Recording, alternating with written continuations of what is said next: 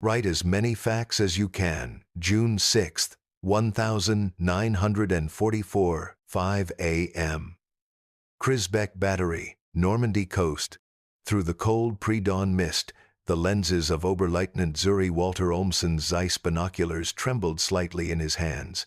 From his concrete observation post atop the Crisbecq Battery, he swept the horizon and saw something that would be seared into his memory for the rest of his life.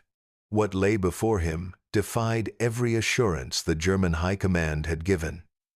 The English Channel, once the Reich's trusted moat of protection, had transformed overnight into a vast metallic plain. From horizon to horizon stretched a dark, shifting mass of ships. Destroyers, battleships, transports, landing craft, their silhouettes merged into an unbroken armada, an endless procession of steel advancing toward the coast of Normandy. The figures, later confirmed by Allied records, were staggering. The invasion force numbered 6,939 vessels, 1,213 warships, 4,126 landing craft, 736 auxiliary ships, and 864 merchant vessels. Over 195,000 naval personnel from 8 Allied nations manned this armada. It was the largest fleet ever assembled in human history, and it was heading straight for him. At 5:52 a.m., Ohmsen's battery received the order to open fire. 3 minutes later, at 5:55 a.m., the first shells from his 210mm checkmate Skoda guns roared into the dawn sky. Arching toward the oncoming fleet, a handful of droplets flung against a rising tsunami. The Crisbecq guns quickly found themselves dueling with American warships, the cruisers USS Tuscaloosa and USS Quincy, and the battleship USS Nevada. Against such titans, the German battery's efforts were little more than symbolic defiance. Yet at 6:30 a.m., one of Ohmsen's shells struck true, detonating aboard the destroyer USS Corrie, the only U.S. destroyer lost on D-Day. For a brief, flickering moment, the guns of Crisbecq drew blood from the vast invasion fleet. But even then, Ohmsen understood the scale of what he was witnessing. What filled his rangefinder that morning was not merely an enemy fleet, it was the visible form of Allied industrial power, something that Nazi propaganda had long denied could exist. Each ship on the horizon represented a factory, a workforce, a continent's worth of industry set into motion. The mathematics of defeat were sailing toward him at 8 knots. And as the thunder of naval guns echoed across Normandy's coast, the transformation began, the beginning of the end for Hitler's 1,000-year Reich. The night before, signals in the dark. The darkness of June 5th, 1944, brought with it a sense of unease across occupied France.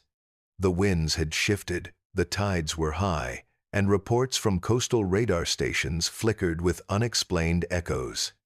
Yet at Army Group B headquarters in La Roche-Guyon, 50 miles inland, most officers dismissed them as atmospheric interference.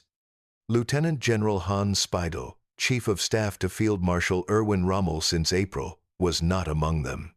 A career officer of sharp intellect and cautious temperament, Speidel monitored a growing stream of disturbing reports deep into the night. Paratroopers sighted near Carentan, explosions inland, disrupted telephone lines. Still, there was hesitation. Rommel himself was not even in France.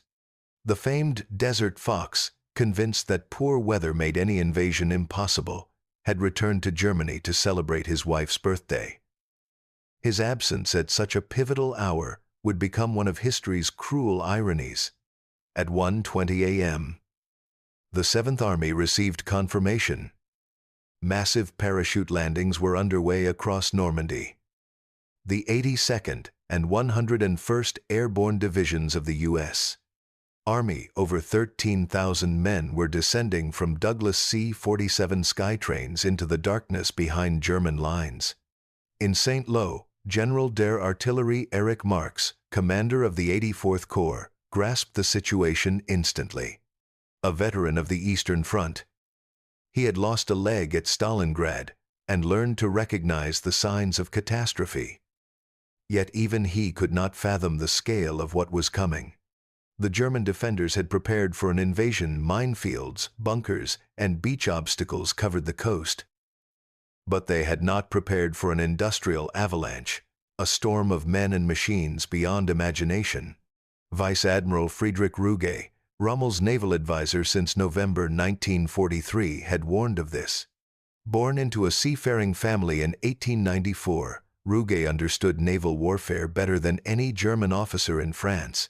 He had pleaded for more mines, more coastal guns, more obstacles, but with little success. "We were preparing," he would later write in his memoir Rommel in Normandy, "to fight the last war. They were bringing the next one." German intelligence, guided by its own assumptions, had convinced itself that the Allies could muster perhaps 20 divisions and 3,000 ships at most. They based their calculations on German limitations, not Allied potential. 5 years of war had blinded them to the industrial scale of their enemy's mobilization. So when the first light of June 6 crept across the Normandy coast, reports arriving from observation posts between Cherbourg and Le Havre seemed impossible. Radar screens lit up with echoes too numerous to count. What officers saw through binoculars and rangefinders defied reason. Not hundreds of ships, but thousands. This was no diversion, no feint. It was the greatest amphibious assault in human history. At strong point WN 62, overlooking what would become known as Omaha Beach, 20-year-old Gefreiter Heinrich Severloh peered from his machine gun embrasure. A farm boy from Mecklenburg, he had never seen the ocean before arriving in Normandy. Now, staring out to sea, he saw no ocean at all, only a solid wall of steel. Ships everywhere, he would later recall. Big ships, small ships, fat ships with flat bottoms, destroyers racing back and forth like sheepdogs. I tried to count them but gave up at 100. There were thousands. Across 50 miles of invasion front, German soldiers and officers came to the same shattering realization. They were not facing superior numbers, they were facing an entirely different order of magnitude. At 5:30 a.m., the naval bombardment began, the storm from the sea. At 5:30 a.m., the horizon erupted. The Allied fleet, 5 battleships, 20 cruisers, 65 destroyers, and 2 monitors opened fire in unison. The roar of thousands of naval guns merged into a single rolling thunder that shook the earth beneath Normandy's defenses. For the German defenders crouched in their bunkers, this was their first lesson in American industrial mathematics. The USS Texas alone fired 255 rounds from her 14-inch guns during the first hour. Each shell weighed nearly 1,400 pounds. In just 60 minutes, one battleship unleashed 178 tons of high explosives, more ammunition than many German artillery regiments possessed in their entire stockpile.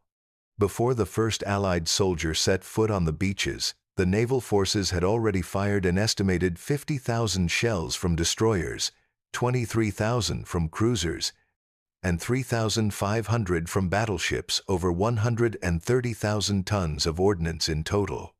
General der Infanterie Günther Blumentritt, Chief of Staff to the Commander-in-Chief West, later summarized it simply.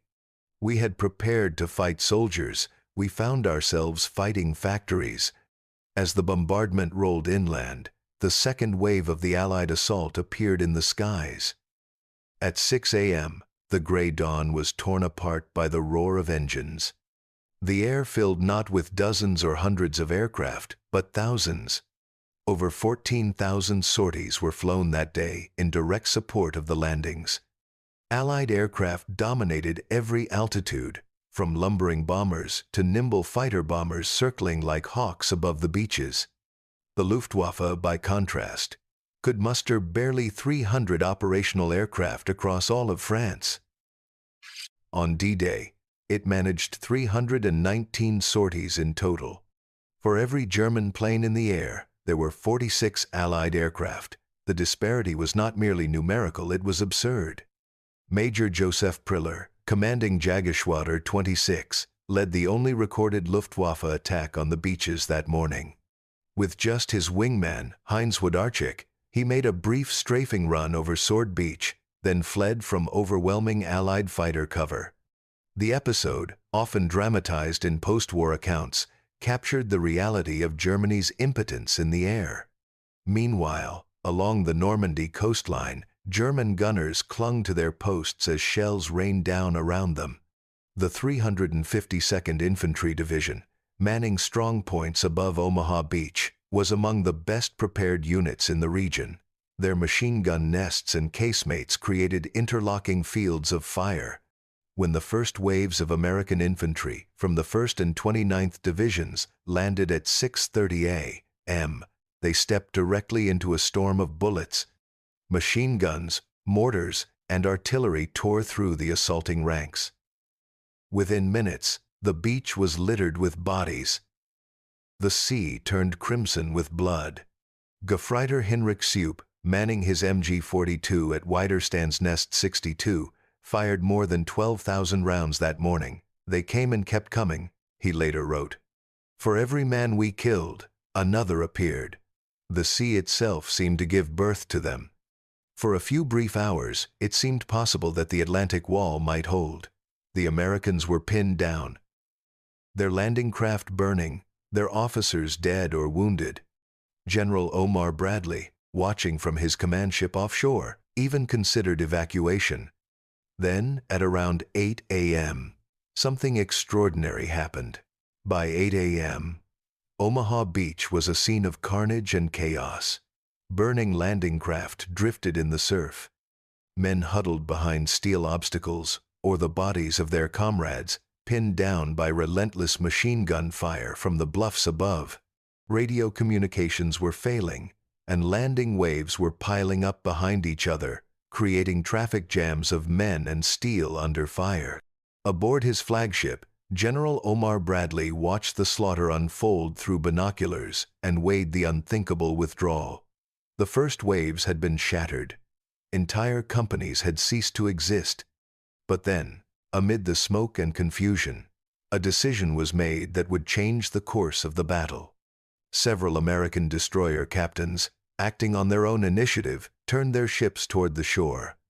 Ignoring the risk of running aground or hitting mines, the USS McCook, USS Carmack, USS Doyle, and USS Frankfurt advanced until they were within 1,000 yards of the beach point-blank range for naval guns. Their hulls trembled in the shallow water as they opened fire directly on the German strongpoints, each shell smashing into concrete bunkers that had resisted everything else. From their bunkers, German defenders watched in disbelief. The ships were so close that gunners could see the muzzle flashes from their 5-inch guns and feel the concussions of the impacts. At such range, the destroyers could not miss. One after another, the firing positions that had pinned the Americans down were obliterated. Widerstands Nest 62, WN 61, and WN 64, the key German positions overlooking Omaha, fell silent under the storm of naval fire. This moment marked the psychological turning point of D-Day. The USS Corey, sunk earlier that morning by Ohmsen's battery, was already replaced by new ships moving in without hesitation. To the Germans, this was incomprehensible. The Kriegsmarine could not afford to lose even a single destroyer. Every ship represented months of work and scarce materials. To the Americans, a ship was simply a tool, one among thousands. For the first time, German officers began to grasp the true nature of what they were facing. It was not simply bravery or tactics, but industrial willpower, the confidence born from knowing that losses could be replaced, that production would outpace destruction. As the destroyers' guns roared, fresh waves of landing craft approached the beaches. The stream seemed endless. From his command post, Oberleutnant Ohmsen saw landing craft of every type: LCTs, landing craft, tank, unloading 30-ton Sherman tanks, LSTs, landing ship, beaching themselves and opening vast steel doors to disgorge vehicles.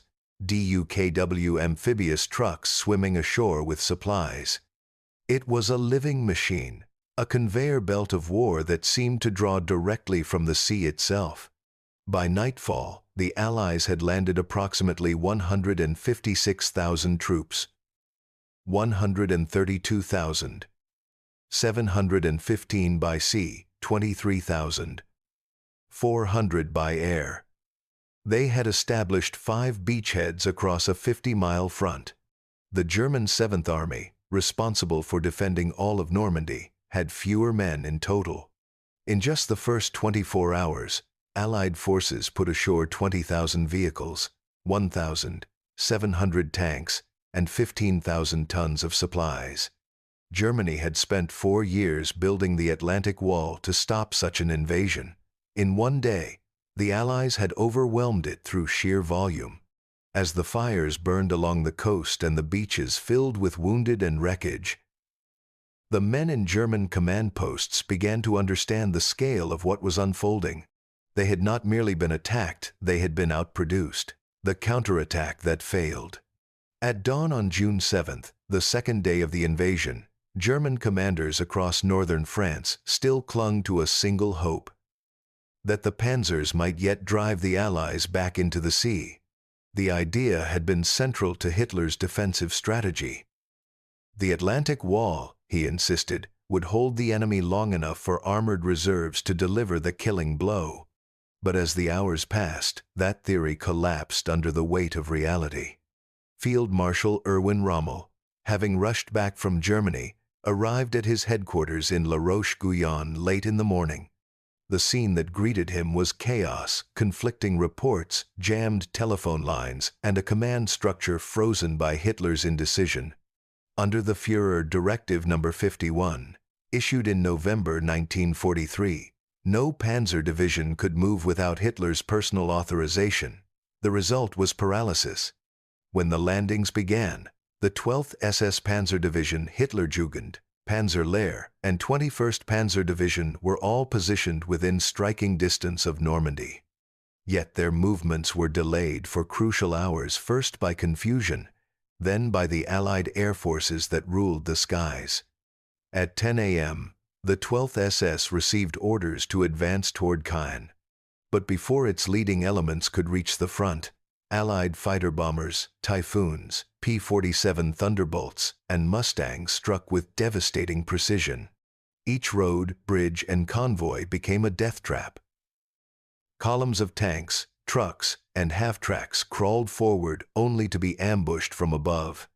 The air was filled with the shriek of rockets and the hiss of burning fuel. By evening, the division had lost dozens of vehicles before even making contact with the enemy. The vaunted German armored counterattack had been destroyed not by combat, but by logistics and air denial.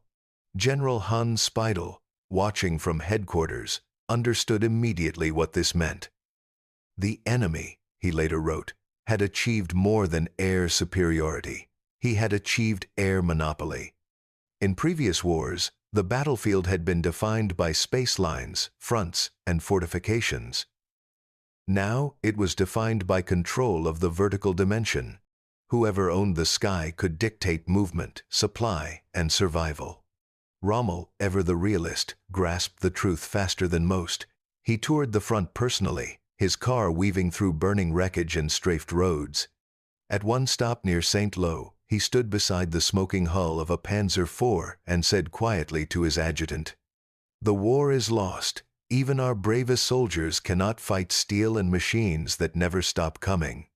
Indeed, the machines never stopped. From the moment the first Allied soldier landed, a massive logistical apparatus began to unfold behind him, an operation that dwarfed anything in human history. Mulberry harbors, artificial ports built from prefabricated concrete caissons, were towed across the channel and assembled off the beaches like gigantic puzzles. Within days, they allowed the unloading of 9,000 tons of supplies per day, increasing to 18,000 by the end of June. By contrast, German supply routes depended on narrow country roads, already wrecked by bombers and partisans. Fuel shortages crippled every movement. Communications were unreliable, and reinforcements from the east arrived too late or not at all. The Kriegsmarine, powerless to intervene, could only watch from a distance. The Luftwaffe, once Europe's terror, was now a ghost of itself, unable to challenge the constant roar of Allied aircraft. The German counteroffensive never truly began. It dissolved before it could form, crushed by air power, logistics, and the sheer tempo of an enemy that fought on an industrial clock. By June 10th, Rommel's worst fears had come true. The Allies had landed over 325,000 men, 50,000 vehicles, and 100,000 tons of supplies. The bridgehead was secure.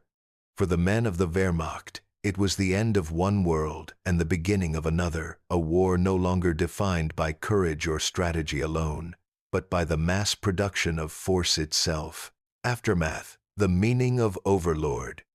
By mid-July 1944, the green fields of Normandy had become a wasteland of ash and iron. Entire villages, Saint-Lô, Caen, Tilly, Sur-Sulz, were reduced to rubble by Allied artillery and bombing. The hedgerows that had once marked peaceful farmland now concealed tanks, snipers, and the dead of both armies. The initial landings had been only the beginning. The real battle, the struggle to break out of Normandy, would last another 6 weeks. It was a slow, grinding campaign that exposed the full nature of modern war, not movement, but attrition. For the Allies, the key was logistics. Every bullet fired, every tank that rolled forward, was sustained by an invisible ocean of supply. Fuel, ammunition, rations, spare parts, a million details coordinated across the channel with mechanical precision. The Red Ball Express, a vast convoy system of trucks driven largely by African American soldiers, began to deliver over 12,000 tons of supplies per day to the front lines. It was a moving artery of steel and rubber, stretching from Normandy's beaches to the heart of France. For the Germans, the same arithmetic spelled disaster. Their divisions fought bravely, but bled dry. Lacking fuel, they abandoned tanks intact. Lacking air cover, they fought blind. Lacking reserves, they fought until annihilation. By August 19, the Allies encircled the remnants of the German 7th Army at Falaise. The roads out of Chambois were clogged with thousands of destroyed vehicles, tanks, trucks, horse-drawn wagons, and tens of thousands of dead. The retreat had become a rout. Rommel, wounded in an air attack on July 17, would never return to the front. His belief in a negotiated peace with the Western Allies sealed his fate. 3 months later, accused of complicity in the July 20 plot against Hitler, he was forced to take poison. His death marked the end of the old Prussian officer code and the beginning of a reckoning that Germany could not escape. Operation Overlord had cost the Allies 209,000 casualties, including 37,000 dead. German losses were even higher, over 400,000, with nearly 200,000 captured. But beyond the numbers, Normandy marked something deeper. The triumph of a new kind of warfare. It was not the brilliance of a single commander, nor the heroism of a single army, but the collective force of organization, production, and integration, the industrialization of strategy itself. In the words of British historian John Keegan, D-Day was not merely a battle for territory, but for time, the moment when the machine age finally conquered the battlefield. The beaches of Normandy, once soaked in blood and fear, became the foundation stones of a new Europe. From them flowed liberation, and with it, the long and painful birth of a different world, one in which power would no longer be measured by courage alone, but by the capacity to mobilize entire societies toward a single purpose. And as the guns fell silent and the ships returned to sea, the truth of D-Day became clear. It was not only a military victory, it was the industrial century's declaration of supremacy, the moment when history itself shifted from the age of heroes to the age of systems. When the tide rose over Normandy on June 6, 1944, it carried more than men and machines, it carried the future. In that clash of iron and will, the modern world revealed itself, a world where courage met production, and war became a matter of industry, organization, and endurance. D-Day was not the end of the Second World War, but it was the beginning of its conclusion, and the birth of an age shaped by the power of nations, not heroes.